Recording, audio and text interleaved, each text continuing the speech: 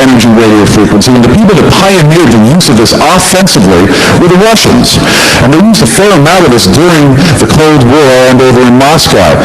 For a period of time, there were a whole mess of fire alarms that went off in the U.S. Embassy.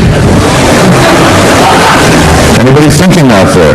LERF, what they were doing, according to the KGB, who has now come out of the closet on this, is that they were sending energy into the U.S. Embassy on a regular basis, unpredictable levels, but low-level radiation tuned to certain types of equipment that were inside the embassy, causing the alarms to go off, meaning the Russian fire department had to come. They had to be admitted to the embassy, but were they really firemen? So this was one of the techniques that the Russians were using as well. They were also bombarding the U.S. Embassy with microwaves with the diodes in order to be able to confuse our intelligence services using the same types of techniques. This is very, very wideband, simulating the effects of EMI. The whole point is when the victim does not know whether it's an attack or it's just one of these normal things that goes on. And this is kind of where many of us are right now in this field at the low-level things. The U.S. military capabilities are pretty straight ahead. We have the anti-satellite versions. The power supplies for the ground-based versions of these are 3 tractor trailers, loads of capacitors. And they put out between 10 and 100 gigawatts currently using a 10-meter dish, and they send pulse power up to the satellites for anti-sat things. One of the reasons it's being done is that it technically does not violate putting weapons in space from an anti-satellite standpoint, so they do it from the ground. The HERO program was started by the Army in 1990, High Energy Radio Ordnance, and the object of the exercise is to build little tiny howitzer projectile types of EMP pulse devices, lob them in non-explosively to the adversary's arsenals, who has also electronic devices, to make his bombs all duds.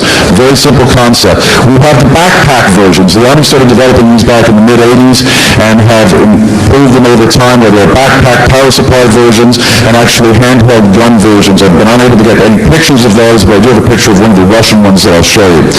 Currently, the open source published information that the government provides says they're spending about $500 million a year developing this type of technology. How much is involved in the black projects and all of that, I have no other idea at this point, but we could certainly guess, or we could ask some of our NSA friends over drinks a little bit later. Where things start getting a little bit of a disconnect is the concept of asymmetric warfare. And asymmetric warfare means that your adversary is going to operate by an entirely different set of rules than you're going to be willing to operate by. Same kind of thing we went over in Vietnam, similar thing we're seeing in Kosovo. When the other guys do things that are so totally outlandish and different, how do you counter it? And that's kind of what the feds have been saying about hackers for a whole long time. How do we deal with this? In this world of HERF, the fear has been, what do we do about terrorists? What do we do about the really, really bad guys who might have some capability outside of the normal realm? Most of the stuff I've shown you, the military stuff, they're not going to be building that on their own. Yeah, they could build a little electrostatic device. They could build some small things. But a new technology came out about 4 years ago by a man named Dave Schreiner. And Dave Schreiner lives in Southern California. He's an engineer. He used to work for the DOD. Now he's retired. But he's had an interest in how to destroy banks for some unknown reason. So he invented a device called the TED, the Transient Electrostatic Discharge Device. And he wanted to find out how much money, how much energy, how much know-how would it take for an engineer, for a terrorist group, non-nation state terrorist group, to develop a technology that would be roughly equivalent to what the U.S. military is spending $500 million a year on right now. So he started playing with these things, and I'm going to show you some of the pictures of what he did, and ultimately what he did cost $500. The waveguide device, and all microwave types of things, you got to have a waveguide. It focuses all the energy, keeps it all tuned properly. And he built this in his garage out in California. This is the S20. The S20, this thing is, the power supply there is about yay big. It's about 3 feet high to 2.5 feet high, heavier than all get out. It's got an oil-filled canister in it. There's certain types of electronics that I'm not allowed to talk about because they may be classifying this. The output antenna that you see there is made out of plexiglass, hand-wound coils, and 2 aluminum plates separated by styrofoam. He built this in 2 weeks for $500. It puts out 1 megavolt per meter at the source. 1 megavolt per meter. If you go back to that attenuation chart, that means at a kilometer in a free field condition, he was left with 1,000 volts per meter at a kilometer out. Did anybody see the 2020 special a couple of weeks ago? Anybody see that? Okay. Actually, the transcripts were on abc.com, but they removed them, and I don't know why. Dave did a demonstration, and he shut down some cars, showed various effects from this device.